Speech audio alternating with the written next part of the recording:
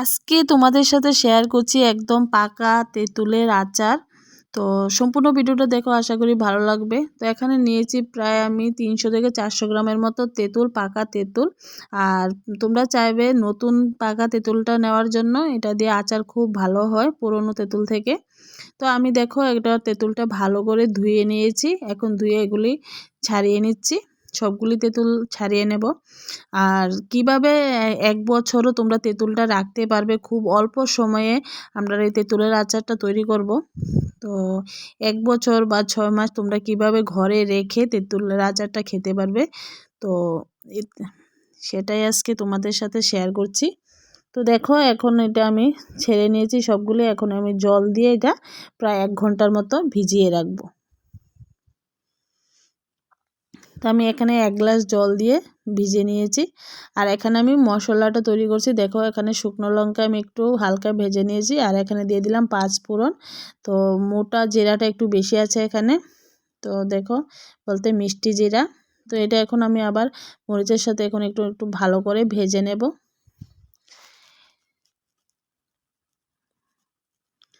তো চলো 5 ফোড়ন আর শুকনো লঙ্কা ভেজে নিয়েছি। তো এখন আমি এটা পেস্ট করে গুঁড়ো করে নিচ্ছি, মিক্সারে একটা গুঁড়ো করে নিচ্ছি। তো চলো গুঁড়ো করা হয়ে গেছে।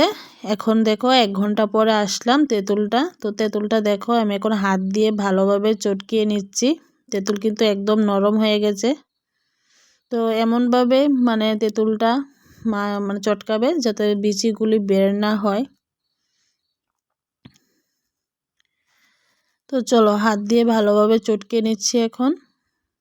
আর এখন নতুন তেঁতুল বেরিয়েছে, তো তোমরা চাইলে ঘরে বাজার থেকে না কিনে একদম বাজারের মানে বাজারের মতো তেঁতুলের আচারটা তৈরি করে ফেলতে পারো ঘরেই।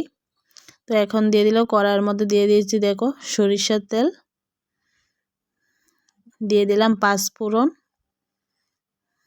বেশ খানিকটা সরিষার তেল দিয়েছি।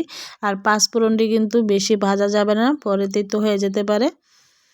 তো দেখো 5 ফোড়নটি একটু মানে ভাজার পরে তেঁতুলটা দিয়ে দিলাম। তো চলো এখন আমি যে গুঁড়ো মানে মশলাটা গুঁড়ো করে রেখেছিলাম ওইটা দিয়ে দিচ্ছি। তেঁতুলের আচার কিন্তু চিনি দিয়েই করবে, চিনি দিয়ে করাই ভালো, গুড় দিয়ে করলে ততটা টেস্ট হয় না যেটা চিনি দিয়ে করলে হয়। তো তোমরা চাইলে আখের গুড় দিয়ে করতে পারো, তো তারপরে বলবো যে চিনি দিয়ে করলেই বেস্ট। তো চলো একটু একটু কিন্তু কালারটা চেঞ্জ হচ্ছে, দেখতেই পাচ্ছো। আর এটা কিন্তু মিডিয়াম ফ্লেমে রেখেছি গ্যাসের জালটা, আর এটা কন্টিনিউ কিন্তু নাড়তে হবে, নিচেতে লেগে গেলে কিন্তু তেতো হয়ে যাবে।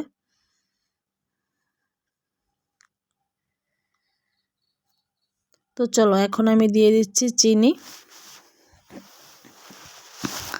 তা আমি কিন্তু এখানে প্রায় ছোটো বাটিতে 1 বাটির মতো চিনি দিয়েছি, পরে আমিও আর একটু চিনি দিয়েছি, প্রায় 1.5 বাটির মতো আমার চিনি দেওয়া হয়েছে তেঁতুলটার মধ্যে। আর আমার তেঁতুলটা কিন্তু বেশি টক ছিল না, তো তোমরাও এটা অনুমান করে দেবে তেঁতুলের মানে টক অনুযায়ী। তো দেখতেই পাচ্ছ চিনি দেওয়ার পরে কিন্তু তেঁতুলটার থেকে একটু জল ছেড়েছে, আর কালার দেখো কত সুন্দর এসেছে। তো দিয়ে দিচ্ছি এখানে লাস্ট পর্যায়ে আমি একটু লবণ। তো চলো আমার দেখো মোটামুটি কিন্তু তেঁতুলের আচার রেডি। তো দেখো কালার কত সুন্দর এসেছে। তো এই যে দেখো আমার কিন্তু আচার একদম কমপ্লিট, কত সুন্দর হয়েছে আর খেতেও খুব টেস্টি হয়েছে বন্ধুরা। তো এই যে দেখো নামিয়ে নিয়েছি একটা বাটির মধ্যে। তো আজকে রেসিপি কেমন লেগেছে অবশ্যই কমেন্টে জানিও। তো আজকের জন্য টাটা, সবাই ভালো থেকো।